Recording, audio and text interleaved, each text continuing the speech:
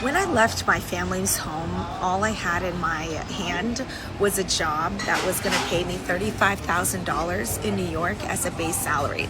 Now, that job is called a recruitment trainee consultant or trainee recruitment consultant. It's a junior job in which we are learning how to sell. And especially if you are good at sales, if you become a successful headhunter, you could make commissions. But that 35,000 divided by 12 was how much money I was going to be paid. So when I moved to New York, it was only 1 month, or actually it was like 2 weeks before my new job would start. And I drove there with my parents' old Honda Odyssey, and I had booked all of these appointments on Craigslist because this was back in 2011. I'm 37 now. So I was 22, 23 when I was moving to New York. And I booked all of these places to look at for cheap housing. I ended up finding a really cheap house in middle of Brooklyn, Chinatown. And it was $750 rent. I had to give them 2 months in order to get the lease or whatever. So that was the money that I had ready from all of my tips. I pretty much only had maybe $1,000 to $2,000 in the bank when I left, and that was like accumulation of literally every single thing I had.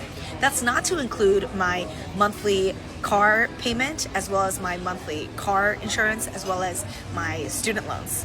All right, so I still had some student loans, I still had some car debt, and I just was paying that monthly. And I was hoping that I would eke my way to a good living by being extremely cheap.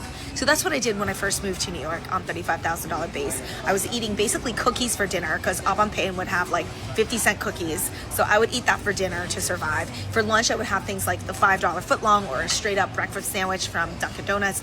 I gained like 10 to 15 pounds in my first 6 months of living in New York because I couldn't afford to practically eat healthy, just because everything I was buying was like cheap fast food.